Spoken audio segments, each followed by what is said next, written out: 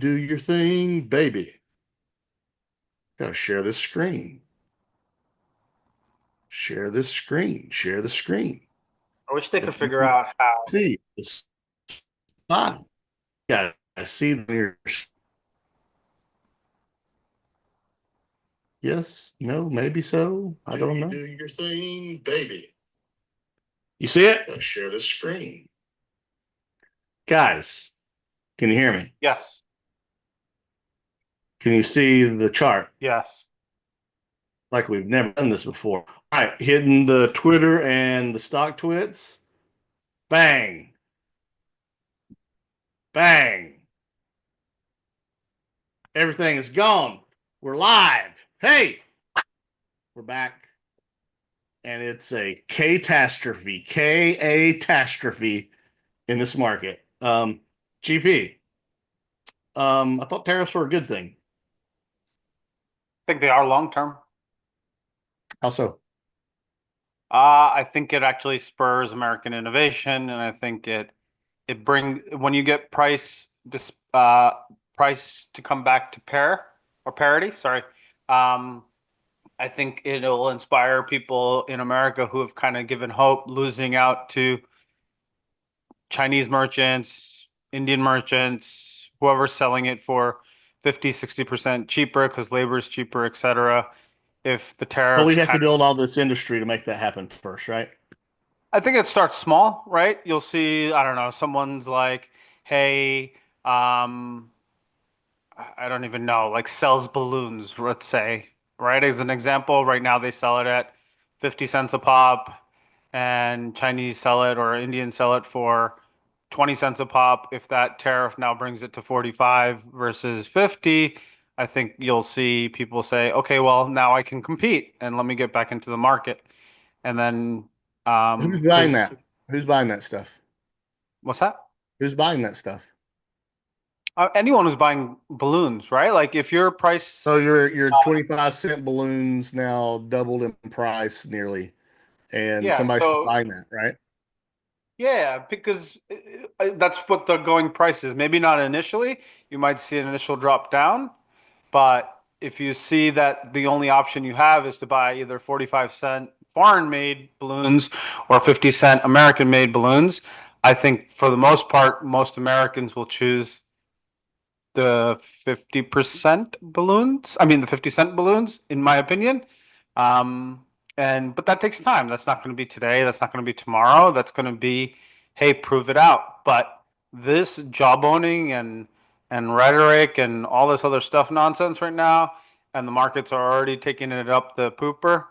Um, No, that led me to my next question. So we read last week that the market is for the instrument.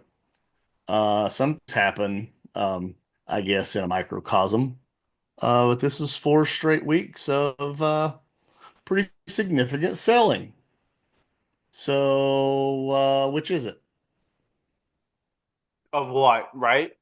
Are you talking about a correction within a larger bull market? Because I don't really give two shits about that. Um, Okay. to me, Yeah, that's not. I never care about that like conversation either. It's just like we're going into a correction.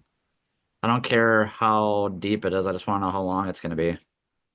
All I know is these Like, corrections, Nick, when they're this unabated, when they're this unadulterated, usually don't last very long. no, it's going to be just like this is setting up to be just like the COVID spike. Like I was saying yesterday, I think I posted the chart. It was actually worse than COVID. COVID actually had a bounce. Oh, This actually didn't have a bounce. Like, and people were like, "Oh well, percentage-wise, we were down 35% in 5 weeks." Yeah, world was ending. This is not about percentages. This is about velocity of moves, right? We Some were at names are down 70% just talk. in. Are we talking about names or are we talking about stock market No, indices, no, right? I know that you said the market in COVID we were down 30%, and you were using that as this is not then, but it's similar with no bounce, right? Yeah. And I'm just saying some names are down more than 70%. I was just adding that to the conversation. Yeah, yeah. It did more. Look at all the chip names. They've already had their 2020 Still, move, right? AMD, Lam Research, all 2022 moves, and we're still in the AI market, right? Like, um, and so they're very similar setups. I think you've had a lot of correction underneath. What I like to see today, even while the markets have been red, the leaders that I've been talking about over the last couple of months or last couple of weeks, however long it is, like Verizon, Regeneron, Amgen, Gilead, Altria Group, Philip Morris Group, all the kind of the dividend team, AT&T, all that have CVS, J&J, all these names that have been rotating into for the last 2 months are all all taking pretty monster hits this morning, even while the markets were red. So I whenever I see rotation in my heart of hearts, I I think that the bull market is still alive. Maybe I'm wrong tomorrow. Maybe I'm wrong tomorrow, next week. But whenever I see rotation, even if it's in safety names or whatever, I've lived through GFC, have lived through flash crash, I've lived through a lot of stuff. And when there's unadulterated selling, it is unadulterated selling, right? Like there's no questions asked. Dude, look at COVID as a great example. It was it was straight down in every single name. It wasn't like, oh, let me buy this name Yeah. because it's rotating through. Nope, everything got smashed. Everything. So that's how I see Well, it. there, depending on the day, especially during the COVID crash, like there was some green spots here and there. I mean, for the most part, yes, it was a huge flush, but you could see some green pops from day to day. It wasn't just Correct. every single day straight down. There were big gaps down from day to day, but then there would be a day where it was a little more chill Yeah. than others. Yeah, yeah. When there wasn't some There kind was of 10 craziness. days in But a row when COVID capitulate. Or wait, I'm sorry, I'm in the wrong time look at period. the weekly charts on all those names, though. Was there one green week in any name? Maybe. I don't know. I didn't look at every name, but Oh, I was looking at the wrong time period. Yeah, sure. Okay. I think that's the kind of playbook to be following, though. Like maybe not exactly like, step by step, but that type of capitulatory like spike low. like look at Netflix, right? Which ultimately was the biggest pandemic winner because everyone was working from home and it had 5 straight weeks of red. Were they hollow red candles that indicated that there was buying going on? Yes, but there were still 5 weeks of red, right? So I maybe some of the healthcare names were green during that time. I don't know. Let's see. Well, from Let's see. just looking at the cues, there were 22 bars from the top to the bottom in February to March of 2020. All right. So there are 22 bars in total. So that's 22 days of trade. There was exactly one, two, three, four, five, 6 green days out of those 22. Yeah, we didn't even get that this But, time. well, we haven't gotten that yet. And I'm not saying that we're continuing to go to the pits of hell, but my point is that there were names and things that turned green, or the cues, for instance, wouldn't have been green on 6 of 22 days. We can go look at SPY if you want to. Yeah, maybe COVID's not the greatest example, but look at the longer term downtrends that are 37%, 40%, 50%, 60%. Great financial crisis. If you lived through that one, I don't think anything got spared, So including gold. is this a flash crash more similar to COVID, or is this the great financial crisis? Because I'm not arguing that this is the great financial crisis. I think this is I think it's a correction in the yeah. bull. I, So it's none of the above. I vote for like 2.5 years or 3 years. I've talked about SPY target of 770. Nothing, in my opinion, has really changed here. Um, and so I try to look at the bigger picture. I'm not, obviously, trades are different. I'm talking about investing wise. I don't have much. I'm still putting money to work. I don't know about you guys, but I'm still putting money to work. So yeah, I think they're like for for the more like active trader, like I think for a lot of people, they don't have any business being in long positions under the 200-day or like the 50-day. But that being said, like if you're like more of a DCA type investor, like this is like accumulation mode, hardcore. Yeah. Like, Nick, exactly. And I keep getting shit from people online about, oh, look at your AMD position. I was like, did you read anything I posted? Because I talked about buying AMD in 3 batches, right? The 120s was the first area, 90s was the second area. And if for some reason we capitulate hard in these markets, the 60s to 75 range, yep. depending on how the price action looks there, is when I'll be buying my third lot. Until then, I'm happy with 2/3 of a position. Right? You got to have a Yeah. plan. I think, Ben, you talked about this yesterday, which is, do you have a plan? Yes, I have a plan. Get off my jock. I Yeah. don't want your old stinky, smelly jock.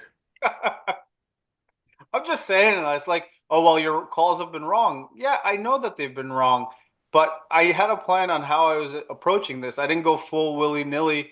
And if I did, I would be taking tight stops, right? That's part of Well, the plan. everybody's wrong. It's not about being wrong. I mean, I haven't begrudged you for that. Like I've been very firm in my convictions of what I believe was going to happen, but I've been open to I've been saying it every single week. I hope that I am wrong.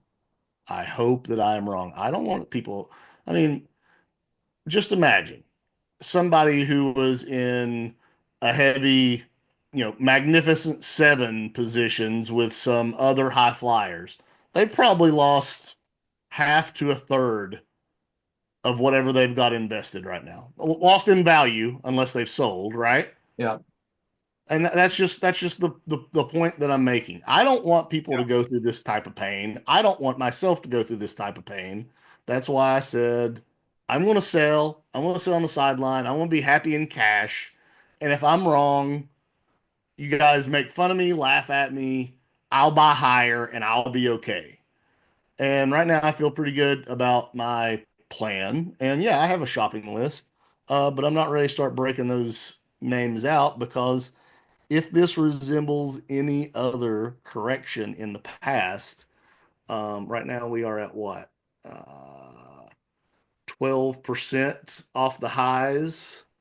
At the low, we were at 13.5%. We're kind of like at that mid level correction position, right? Um, we can still go deeper. And if we do, I'm still ready to buy. If we don't, hey, I'm ready to buy if we reverse out of this. But I don't see anything in the SPY or the Qs that resemble any type of bottoming action to me at this moment in time. Here, Nick, do you see anything?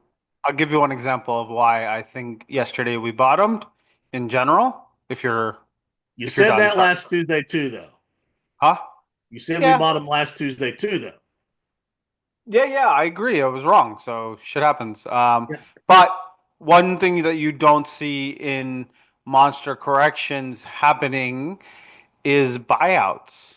And yesterday's Redfin buyout is a really substantial, small, but substantial piece of news, in my opinion, right? You have a stock that was trading at 550, getting bought out, or 580, getting bought out for 1250. I don't know why there's such a discount at it right now. Fine, maybe it doesn't go through or whatever. But there was a company out there willing to pay nearly 100, actually over 100% premium when there was people talking about bankruptcy for Redfin, right? And stuff like that. So the appetite to grow when there's opportunities available don't really happen in moments where people are extremely worried. Maybe they do, right? I've You I've have got that. I've got one that was bigger than Redfin that happened in January 13th of Yeah. 2020. Typically, can just Visa one more. acquired Plaid, Oh yeah, okay. When? January 13th, 2020. Okay. Right? And we had that correction and boom, right? Like it was miserable, all that other stuff. And it's those to me are not signs of a pending disaster, right? You don't have that kind of premium. Why didn't they just buy it for $6, right? Or $7? Why did they pay 12.50? they could have put up a 20, 30, even 40, even They 50% saw premium. value in it, obviously, for a price that was higher than what the stock was.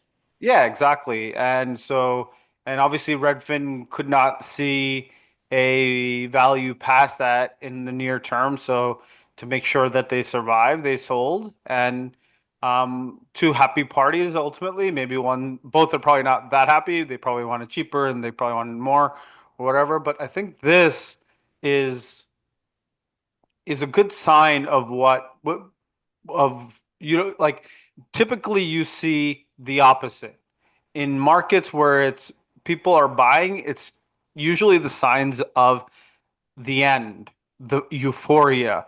As a great example, Teladoc, right?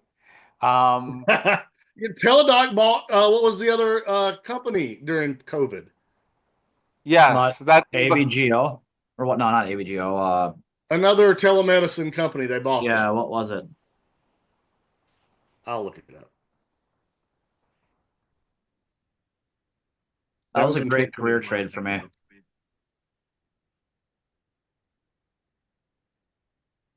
Livongo. Livongo. yeah, yeah, they bought them for 19 billion and Teladoc is worth like one. So that's what you typically see, right? When the markets are so absolutely performing, and Redfin's only one. I'm not saying that it's the ultimate, but those are the things I like to see once again in the rotation of a bull market when you have buyouts like this. I would actually, what I would like to really see is more IPOs, man. I feel like we haven't had a solid IPO in years. I think that's great, though. Nick, I got to ask you before we get sidetracked onto something else. What Yeah. do you see that looks like a bottom to you right now in the market as a whole?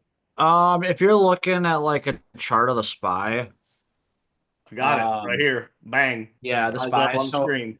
like I think this 560, 550 zone, there could be something here to hold. We talked about that. Um, Yep.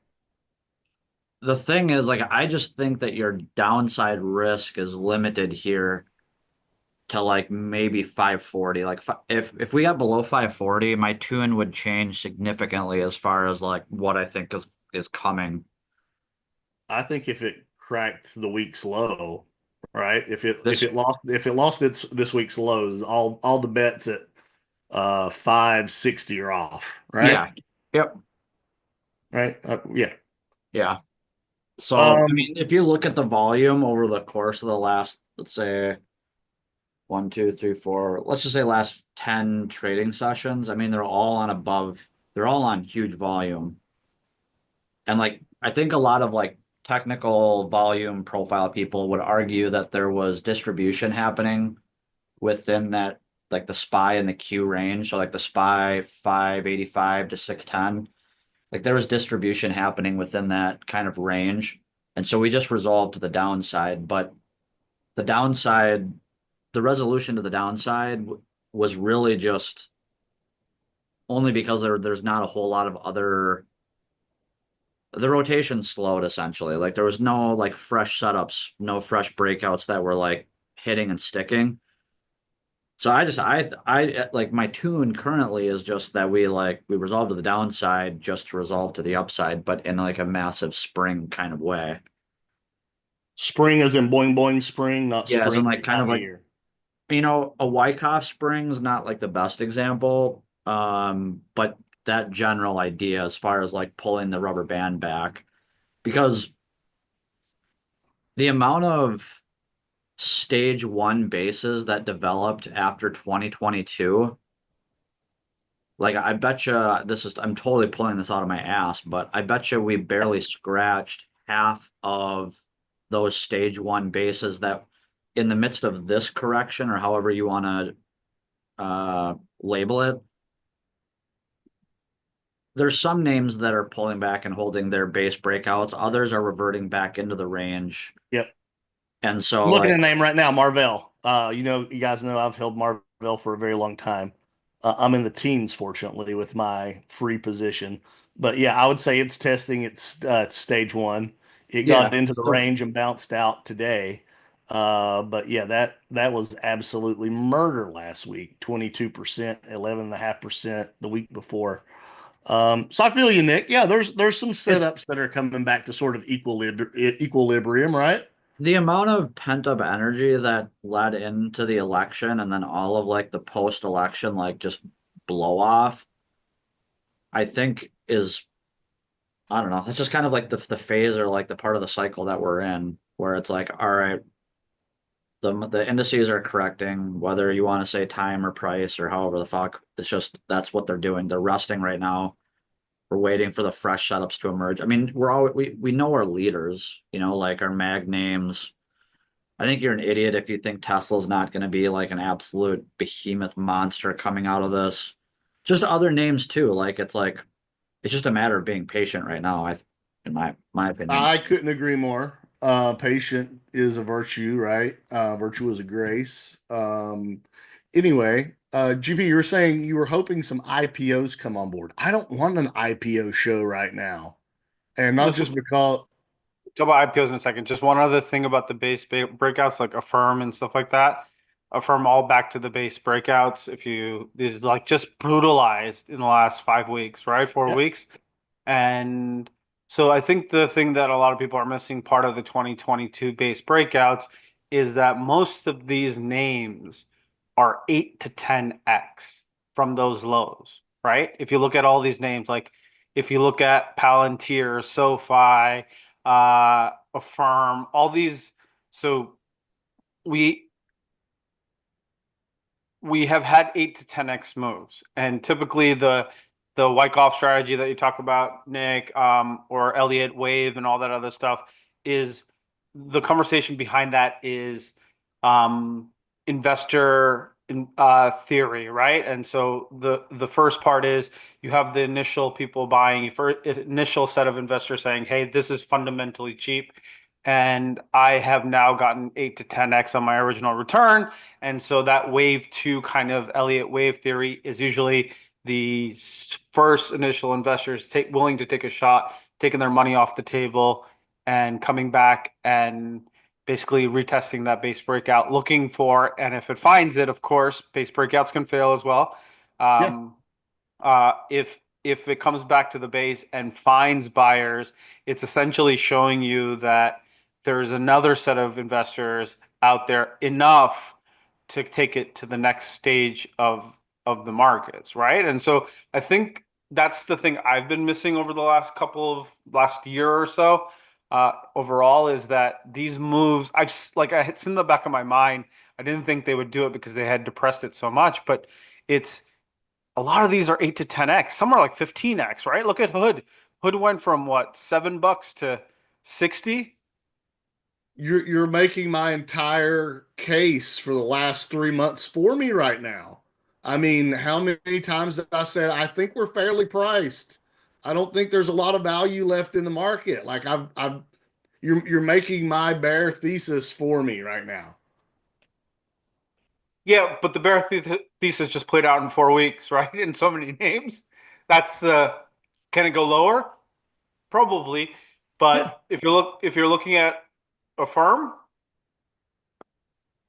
right? Like if you're taking a look at a firm, is this a buy or sell to you? I would say it's neutral at this point, but yeah. It's not a buy, but if I were interested in this name, I would probably be ready to pull the trigger within the next $5, $6. yeah. And so this to me is even Tesla is a base breakout retest.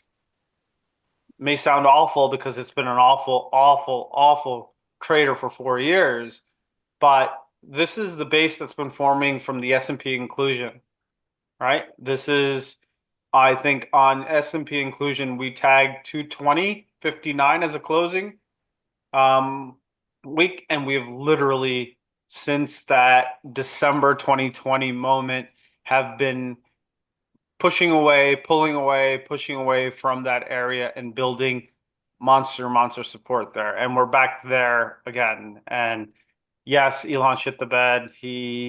That's the one thing that sits in the back of the mind with Tesla is that every time he has talked allowed loud talk and talk shit, he backs it up. And this time he did not back it up, Nick. So, and Ben, so this is the one concern. And even yesterday's interview, if you saw him, he kind of Yep. looks deflated, right? And I've never seen that from Elon in all these years. When he has these moments where the Tesla stock is down 50, 60%, he usually goes to, we're going bankrupt, some meme, some crap, or anyway, sorry. I marked the inclusion right there on the chart with that little Yeah. white line right there. That was the inclusion. So we are basically at the same spot that we were when it was included in the S&P 500. Yeah. So that's to me, that's your base building, that's your breakout. It's awful, right? Because it went to 488 and it came back to 210 overnight. It's not a fun feeling to be a shareholder of Tesla, but if you are a shareholder of Tesla, this will be the 742nd time that's happened to you. So you should be used to it by now. Hey, we're 30 minutes in. I feel like we have to make a special announcement now. We've got Yes. people watching. Um, I think I'll speak for the three of us, and I'll let you guys chime in and say what you have to say. But um, everyone who's been watching us, thank you for all that you've done. Thank you for all that you're watching. Starting tomorrow, Wednesday, March 12th at 2 p.m., the three of us will be on StockTwits hosting the community hangout, which will be sort of a transition of this podcast into the StockTwits platform. And I couldn't be more excited. We all spend a lot of time on StockTwits, and to have our story be told that the three of us became friends, started this podcast via StockTwits, and continue that on that platform. I couldn't be more excited.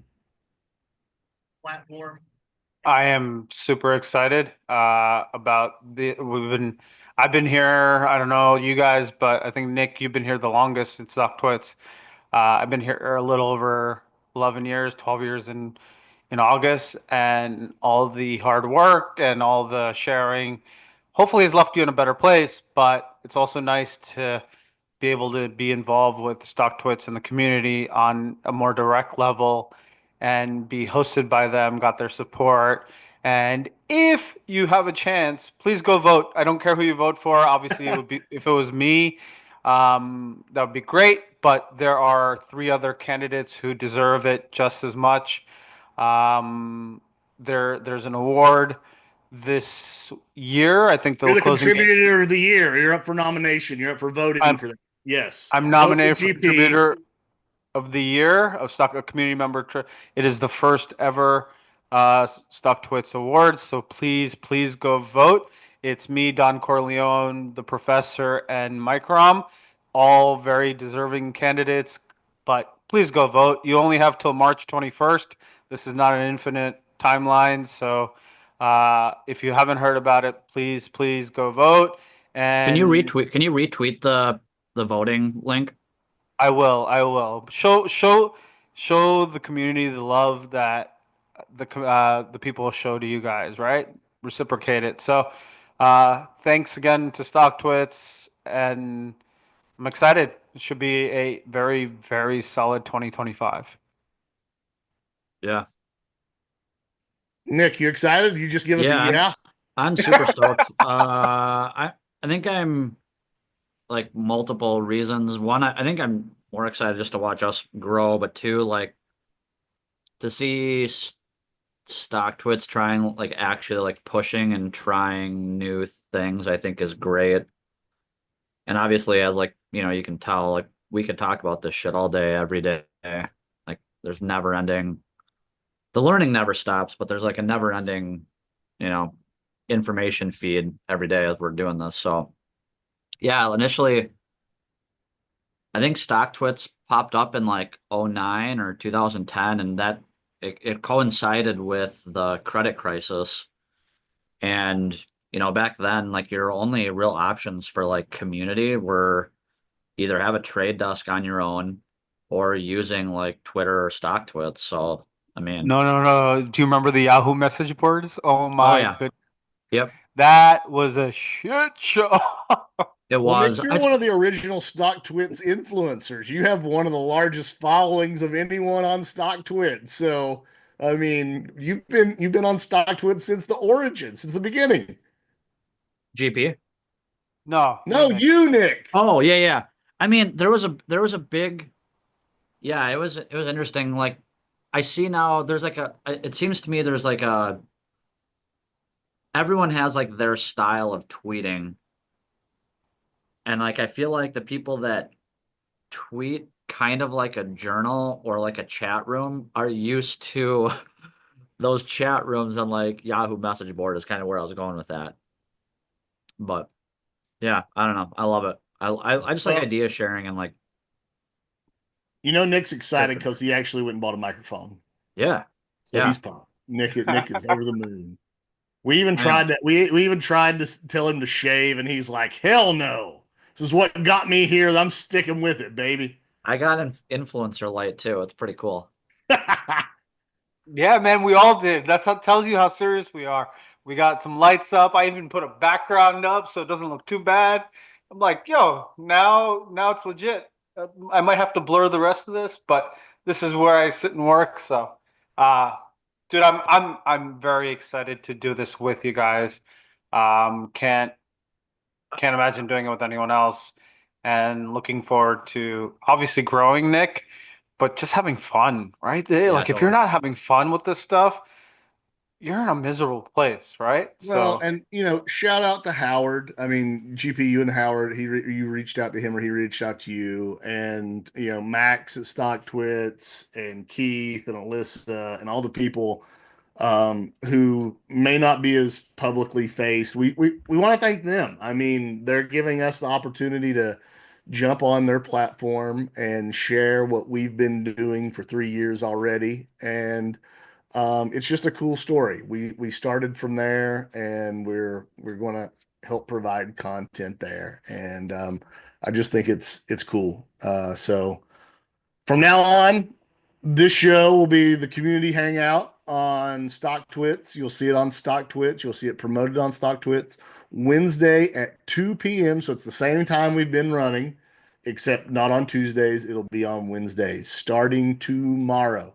And we can't wait to have you there. That doesn't mean from time to time we might not come on YouTube and kick a YouTube for shits and giggles and for old time's sake. I actually told Cookie about what was happening yesterday, and he wants to try to make one of the stock Twitch shows, but we know it's a little tough for him. So I was like, "We'll fire up the tube for old time's sake, brother. We'll do it one more time."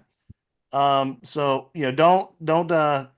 don't just think that now that we're off of this thing that we're not coming back or we won't ever be on YouTube. We're just going to be spending a lot more time on stock Twits. Uh, you Yeah. know, helping build content there, and we're really pumped about it. And hopefully, we can all get the market to turn around, and we can all be fat, happy bulls, and see a lot more profit instead of a lot more losses. That would be ideal. that would be ideal. But the Dow needs to go green, otherwise this is gonna be another failed attempt. Well, I'm not talking about tomorrow. I'm talking in the near future. I'm still got my bear pajamas on. I'm talking about today. I'm like, so yeah, I just cool. Come listen to us tomorrow. I'm sure tomorrow we'll be figuring stuff out, so be patient with us. But as soon as we get it up and running, it'll be smooth sailing after that. So it'll be cool. It'll be time to chat, more chat. So you actually guys got a bonus this week, which is 2 podcasts. 2 pods in 1 week because we love you. Yeah. And Randy, you're still expected to be there to bring punch and pie, and if not pie, cookies. Did you have a beard back then? A beard began in 2014. 2014, yeah. Who loves Doc Daddy? Brad, might take me a couple weeks to figure that out. No, it's easy. It's on Stock Twits. It'll be Yeah, promoted. we'll tweet out a link. So like this is one of the features that they're promoting a lot, but you should check out the other features. There's a lot of like new features that the developers there, the team has been working hard to pull out new features, and they're all there. We'll share a link tomorrow, but we'll share stuff along the way because as we use them, the earnings piece is really fundamental. You can listen to conference calls. They've already The shared out. trending, the trending and sentiment tools have been awesome. Yeah. They've been doing a lot of work over there. I know we've all at times had a wish list of why can't they do this and do that. Like the platform is evolving, and we are happy to be part of that journey. I'm Can we figure out who actually Stock Daddy is? Can we figure out who Stock Daddy is? Stock Daddy, what's your handle on StockTwits? What's your at? Or He said just the others are garbage. GP is my king. yeah, he's talking about all the people who are up for contributor of the year. What is the official title of that GP? I have it up here. Hold on one second. It is Hashtag Award StockTwits Community Member of the Year. Hashtag awards. That's right. Did you repost that already? Can we reshare I you? I will after the podcast because my other keyboard. Fair enough. Fair enough. Yeah, I'm having a USB dongle problem. You need a dongle. Yeah. We'll get GP a dongle. We'll get that taken care of. Yeah. Yeah, the other Guys, piece to that community that you didn't mention is the ability to, or the intent to bring other guests on and to ask questions, interview, all that kind of good stuff. more frequently, yeah. Yeah, Yeah, yeah. we're excited. Not just Cookie every quarter, even though we'd still love to have Cookie every quarter. But hopefully we can get some more people to spend some time with us. I bet we can get Duzio or MBG on at some point. Well, MBG's had an open invite. I sent him the link, and he's just kind of, I guess he's scared to jump on after his giant oil call of 2023 or whatever. I don't remember what it was at this point. Anyway, GP looks super happy today. Bit strange. Wonder if he bought some Coca-Cola Classic. No, so I did make some purchases over the last 2 days. GFS today gave me closer to my stop entry, which I'll take any day because it reduces the amount of percentage. Added Tesla yesterday, which I'm already underwater on, but I have most of my Tesla below 150. So if you're gonna talk shit about my Tesla, please know my price. Um, and I added AMD yesterday at the 96 level. I like it here. I have one more batch to add, and I You said the 70s is where you're looking at that next batch? yeah, I don't think it gets there to be honest, but I that's the it's the sorry, yeah, 70s is like the bottom of that base range across the board, Mm-hmm. right? The 2021, 2022 kind of distribution top anyway, it's right around there. So it's I would say 70 to 73, 74, somewhere around there. Um, but I would probably, because that would be probably my biggest ad. I would probably split that up into two different ads because there's a possibility that if it breaks that, it gets to about 5960, which would be a full retest of 2022. Um, these things tend to happen when you have such a monumental breakdown. So, but that's I might break it down. I haven't figured that out. When it gets there, if it gets there, we'll handle it then.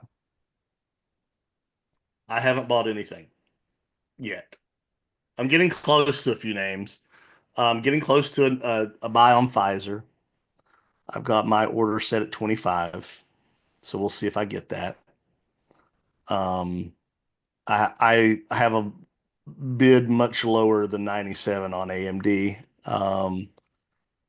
So there's that. I have a Roblox at 50. I know GP hates it, but I like Yeah, Roblox at oh, $50. Dude, it was a great sell. It with that volatility candle, I sold at 66. It tagged 53 a Yeah. couple of weeks later. So I'm happy with it because what we were talking about earlier, which was if it's the stage one base breakout retest, I'm gonna get an opportunity to buy a lot of these The follow lower, through. right? Oh yeah.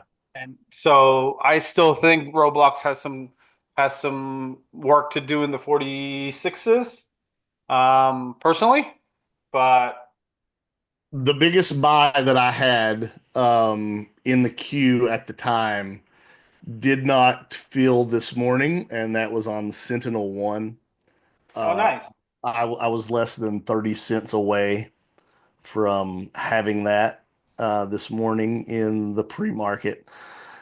So the low was 1757. So you can do the math to see where my buy was, but it did not trigger. I was a little disappointed. I was fighting my urges not to chase it this morning. I'm still not going to chase it now at 1890.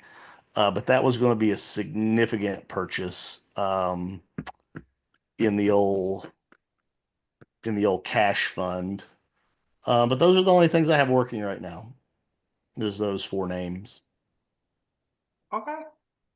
Yeah, I think you have to be selective. Outside of Tesla, I'm not that bullish on the mega caps. I still think Microsoft has lower to go. I still think NVIDIA has lower to go a bit more. I think some of the money out of NVIDIA is going to come into the other chip names. Um, so I've talked about the positions recently, right? GFS, HIMS. You see that I'm not focusing outside of Tesla. You see, I'm not focusing on the mega caps, right? So, and they're semi working for the most part. GFS is back to where it was, but like, look, Redfin, 1 year, 100, not 100, but probably like 80% return. It would be 100% if it just gets to 1250, but um, it hasn't yet. So, 80% return in a year is not less than a year, actually. I think last April is not a bad return. I know most people say that's terrible, but I'll take it. Nick, what do you got your eyes on? Um, FTNT, SE. I like your Roblox a lot. Uh, You don't think 47, 46 comes on that, on Nick? On Roblox. Roblox? Yeah. Um, I'd be pretty happy if the 50s came. I think it holds that 48 low if it does get down there. Yeah, Yeah. I'm not trying to be penny pinching there, Yeah, for sure. GP. I mean it absolutely could. Like I can see that test of the 20 weekly there or 20 monthly there that I've got highlighted. And then you've got the 50 weekly, which is 51. So I kind of see it as maybe undercutting that. That's why I've got a 50, smooth 50 piece Yeah. sitting on Yeah. it. But yeah, I could see it hitting 48, 49. So But I that's wouldn't the be level. mad at buying at 50. Broadcom and That's kind of Nvidia look phenomenal here too, I think. Which one, Nick? what? Both Broadcom and Broadcom NVIDIA? and Nvidia, I think you have pretty easy risk reward kind of set up right here. Same thing with like kind of a lot of the high flyers. Like Palo Alto's got a huge bar going today. I really like AVGO's relative strength compared to the other chip names right Yeah, now, Nick. for I sure. mean, you look at that candle that it's fighting on the monthly right now, Yeah. not and the weekly right now, right? It's currently green for the week. Not many other chip names are doing Yeah. that. Yeah, I mean today I like the looks of the candle today. Like kind of same thing we've been talking about like the last like week or so. Like when we see this happen, I want to see price basically break higher for a few days to a week. I want to see it either pull in and reverse or just move sideways for a higher low to be put in. And then that's yeah, I don't know where I'm ranting. That's what I'm waiting to see or what I want to see from here. Yeah, I think this time in general in the markets here, I think they're gonna be tricky to figure out when things are bottoming, right? So obviously I thought it was bottoming last week and then we had yesterday happen and not really sure why. Was there any news yesterday that caused that unadult? It actually felt like I think So Trump the spoke. weird thing is it felt like panic, but the price action looked like it was organized. Well, So his statements on Sunday, where there could be some disruption, right? There could be a yeah. little whatever happening. Well, So this is what to me, like this is what I was talking to my brother about this yesterday or someone, I can't remember who I was talking to. But this, oh sorry, my cousin. This felt like someone was getting blown the F out, right? Like so we've seen that before. Someone caught on the wrong side of the trade, leverage to the hill, and just getting blown out day after day after day, right? you think that's what it felt like yesterday? No, not just yesterday, this whole period here, right? Like Yeah, the because last there couple has weeks. been no bounce, there has been nothing. Like there's not even, and I don't think it's a small player like Melvin Capital back in 2021. I think there's someone larger here who was getting blown out. That's what it felt like to me. Unless Because you were how often do you absolute, see unadulterated selling like this? yeah, I think I it's mean, excess we saw excess something clearing. similar in July. Yeah, and there was the yen carry trade, right? So it was quite a few people were getting blown out on that. I mean, if we want to go back to 2022, we saw something like this several times. Not initially. I think the difference between now and 2022 though was we're at all-time highs, right? Yes. Which in 2022, if you remember, I was saying like I'm just buying. I'm indiscriminately buying what I think is good prices, Yeah. as compared to now where I'm more of in line of I think things were sort of fairly valued. So Fair. let them come in. I do see some similarities with the yen carry trade, GP, and we're not too late to have one hell of a last 3 days of the week to turn that fourth candle green, right? And it's always this time period. It's always the 2 day, it always begins the 2 days before Feb OPEX and ends into March OPEX. That coincidence is always something that sits in the back of my mind. It's the same thing that happened COVID. We had a 37% move down in 5 weeks, 4.5 weeks, right? And that stopped the day after OPEX. You can say it was because of FOMC, or you can say that whoever was positioned into March got blown the hell out, right? And it stopped. Yeah, Um, yeah. because we know that markets are a supply and demand tool, right? It's a position tool. So if you're on the wrong side of a position, um, fair value or not, and that 2021, yeah, that was also things were at like 100 times sales, right? 100 times rev. Yes, Like that was talking about like being overvalued. That was crazy, right? So to me, yes. I don't see the overvalued here. I said fairly valued. Yeah, yeah. I'm asking though, do you think anything okay outside of Tesla because that's perpetually overvalued? Um, does anything seem crazy overvalued? There might be a couple like subsectors, like maybe Apple or whatever, but overall, nothing seems No, insanely I'm, overvalued. and this is specifically toward the Mag 7. Like I realize that they are liable and most likely to continue to grow and stock prices go higher and higher. What I'm saying is something that we've talked about in the past is sometimes you have to get some sellers to entice buyers, right? Yep, And liquidity. when things are fairly valued, that doesn't mean they're overpriced. That means it's hard for some buyers, I'm raising my hand, to want to step in willingly and throw large sums of money at things that I have at price points way below what they're currently priced. This has nothing Yeah, to do with revenue or sales. It has to do what the number is on their ticker. yeah. So I gotta ask you, right? Like, you're obviously retired, right? Yeah. And you have, or not retired, you're doing stuff, right? Um, retired from like working a 9 to 5, so to speak. Yes. Right. So, but if you were in the case of someone who's still out there working and has monthly income coming in, they pay all their expenses, and they have their savings, their rainy day funds, and then they This still have this something is to invest separate in. to their 401k. They have additional savings, Correct. additional money that they can discretionary income. Correct. Let's say they have $1,000 budget every month to invest into the stock market or a business or whatever. How would you advise them in this scenario?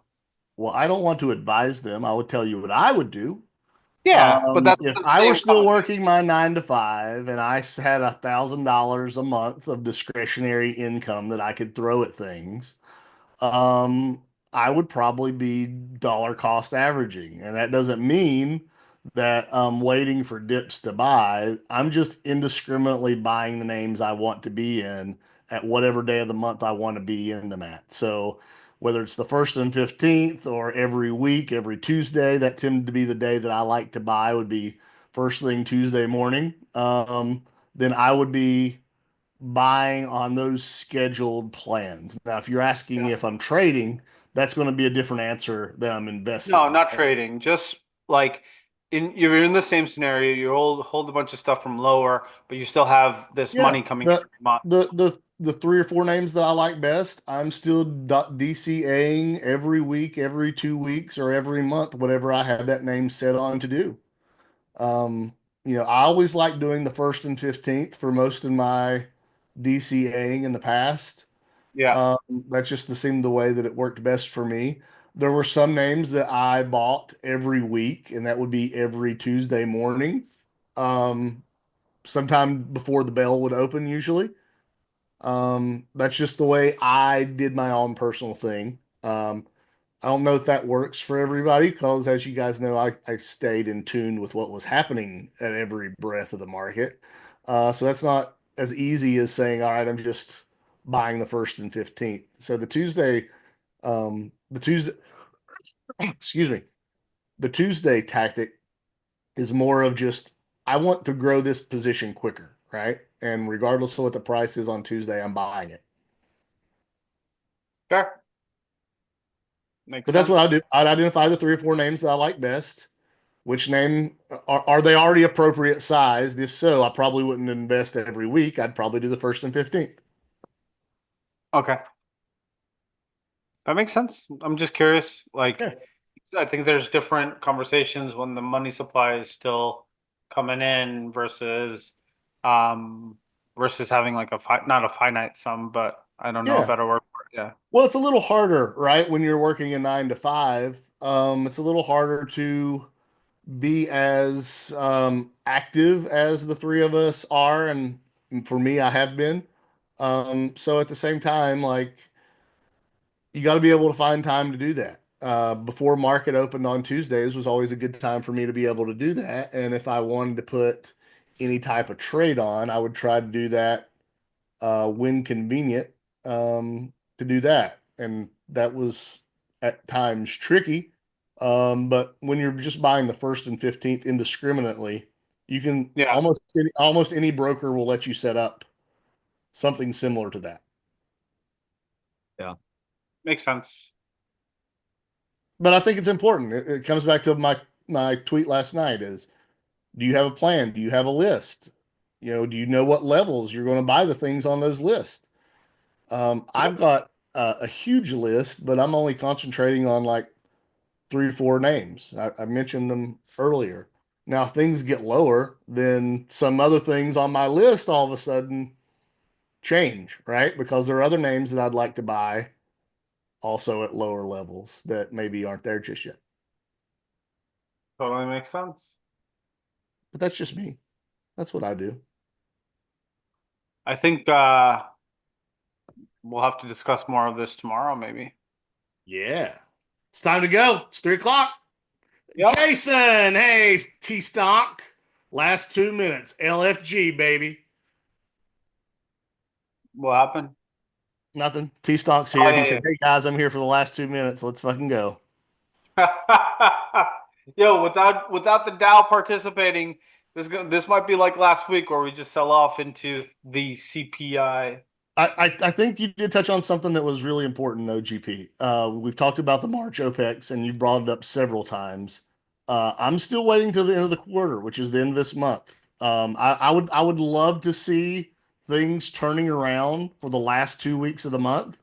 That would get me in a different mind frame than I currently am. But I want to see what the monthly close looks like and see what some of those names and what the overall damage has been done on that larger time frame. So that's where I'm at. I do have some small buys. I do have one bigger buy that's ready to go, not too far off. I'd love to see him fill, but at the same time, I'm not afraid to have to put the money to work if we do get a turnaround. And if it turns around here, I'm still buying lower than what it was 3 weeks ago. Yeah, absolutely. Just one other thing to keep in mind with the March OpEx, it usually starts with the VIX expiration, which is the Wednesday before March OpEx. This year, because of FOMC, I believe VIX expiration is actually Tuesday. Um, so that's probably a better kind of gauge of what the markets do after that expiration. So typically that on that day, the morning is kind of weak and then picks up at the end of the day. Just something to watch. This And if you look is, at the VIX, I got the chart pulled up right now. If you see the RSI, like it's touching nearly that 70 point oversold area. So would it be in line to see the VIX take a big crap the end of this week or next week? Absolutely possible. I think that's the thing, right? These are three standard deviation moves from the 50-day moving average. Right. 50-day is huge, right? Like these are massive moves, and VIX is at the top end of the three standard deviation move. That means it's extended, right? Outside of percentages, it's extended. And the same thing with the SPYs and the Qs and a lot of these names. That's where a lot of my bottoming conversation comes from. Can it keep going? Can the Bollinger Bands keep expanding lower? Absolutely. Um, it has not in the past before. They tend to, for that to happen, it usually bounces and then continues lower, right? So if the trajectory is this way, it'll bounce off the line here, go here, and then come lower. It's usually what you try to see. So it'll tag the midline of the Bollinger Bands and then come lower if there's more Nick, stuff. hit us with some words to wisdom to hold on to until we see each other tomorrow at 2 p.m. on Stock Huh. Twits. Let's say just be patient and kind of like again, something we've said in the past, you don't need to buy all at once, sell all at once. If you're feeling like you're gonna get chopped up or you're getting chopped up or you're getting whipped around, buy like the smallest fucking position you can in whatever your favorite stocks are, and then just leave it alone. It's usually enough to get me to curb my less than favorable behavior. Yeah. All right, fellas. So we'll see you tomorrow. We did an hour like we always do. Cool. Hey, guys, I'm proud of you. I love you. 3 See you tomorrow. Yeah, looking forward to tomorrow, guys. Congratulations to both of you as well. Um, I not I don't think anyone deserves anything ultimately, but I think we have a lot to share and a lot of love to offer, and it's nice to see it. Nice to see it with you guys. Yeah. Amen, brother. Amen, brother. All right, guys, that's it for us. Hey, we might hit you with a YouTube at some point in the future. We'll keep you in mind if we try to do one of those or end up scheduling one of those. But from now on, don't forget every Wednesday at 2 p.m., the Stock Twits Community Hangout. We can't wait. We'll be on that platform. You'll see us post about it. We're pumped, and we will see you back at it again tomorrow. Peace.